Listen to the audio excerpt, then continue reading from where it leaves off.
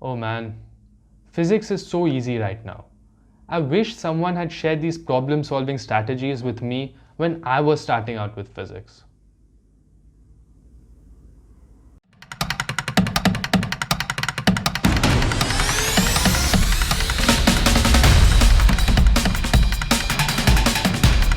In this video, we're going to be covering physics problem solving strategies that you may never have heard of, but which will make your life in physics infinitely easier. Because trust me, I was really struggling in physics and these helped me out tremendously. Today, I will be discussing some key strategies to look out for when solving any kind of physics problem. And I'll actually be solving one physics problem as we go along just to explain how it works. As usual, timestamps in the description below if you want to check them out. So without further ado, let's get started.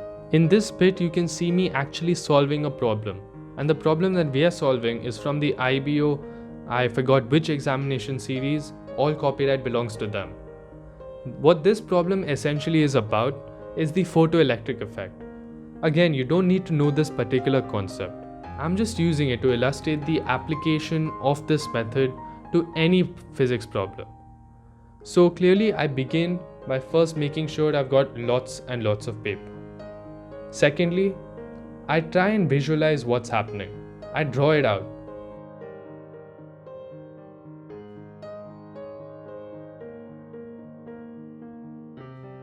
Then I identify what my knowns are, what my givens are, what's given in the question, the data, the variables. After this, I notice that one variable is not in the standard form, so I convert it to standard units, so I don't have to worry about it later on in the calculation.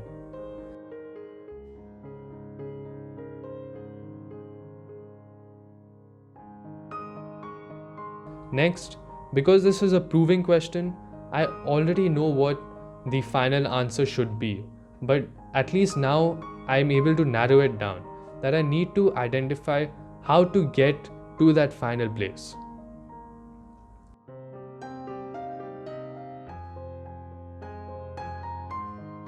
After this, I write out what relevant equations are there.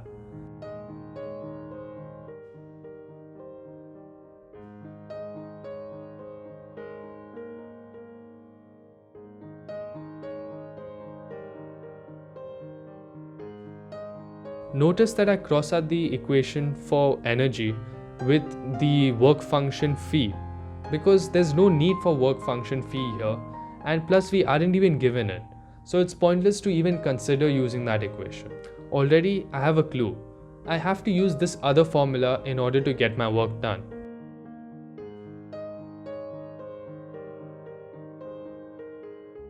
Now comes the hard part. Using all my knowledge of all the relevant equations, which I've listed out, I have to rearrange all the equations to somehow make current the subject. And this is where the actual problem solving begins. Again, I don't confuse myself by plugging in all the real values until the final step.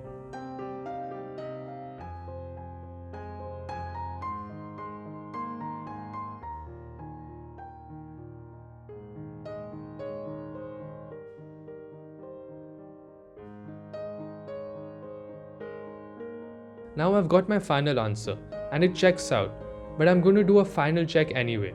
This final check is useful when you aren't given the final answer like in this question. So what I do is I write out all the quantities in terms of the units, whether it's joules, whether it's coulombs, and then I cross them all out like it's a regular equation to find out what the final answer is. And if that matches what I want, which in this case is amperes, then that is perfect. It works. As a final check, I check the sanity of the answer. Does it make sense? And once again, I know that the photoelectric effect gives extremely weak currents. So yes, having a current in terms of nanoamperes makes perfect sense. And then I circle the final answer and I am done with this problem. So the mnemonic for this method is Pig-Square-Rusk. And yeah, it's funny, but if you think of a better one, let me know in the comments below. So the first one stands for paper, meaning working space. You really don't want to lose marks simply because you didn't have enough space to think in the exam. You want to have lots and lots of paper. So there's no worry about running out of space in your mind as you try to solve those deviously hard problems under extreme time conditions. The second letter stands for imagine, meaning imagine what the situation is, visualize it, picture it in your mind and draw a sketch. As one of my teachers used to say, sit there like a math scientist and visualize it in your head, plan out your answer, plan out how you're going to approach it. All this really helps when it comes to having those flashes of intuition which allow you to really finally solve that problem. The next step is identifying the givens, meaning writing out the variables which you already know. Step after that is standard units, ensuring that the variables you've already got, the data you've already got, is in standard units so it doesn't trick you up later on in the calculation. After this, I've also found it very helpful to list out what unknowns are there, or what variables I need to know, or what variables the question is asking me for. Now when it comes to equations, you want to talk about the relevant equations to your question at hand, or what case it involves. Maybe you've memorized these equations, or maybe you're given these equations in the exam. Either way, it's very helpful to list those equations out on the answer sheet.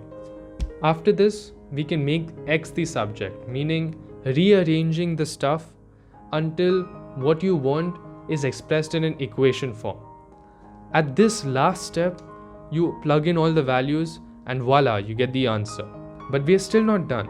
After this, you can engage in unit analysis and finally give it a sanity check. Does the answer make any sense? Right at the end, I suggest circling the final answer because if you've made a big mess, at least the examiner knows that you got to the right place. So that's it, guys. One massive mnemonic for physics strategies that you can apply in almost any situation. So what do you think? Leave a comment, like, comment and subscribe.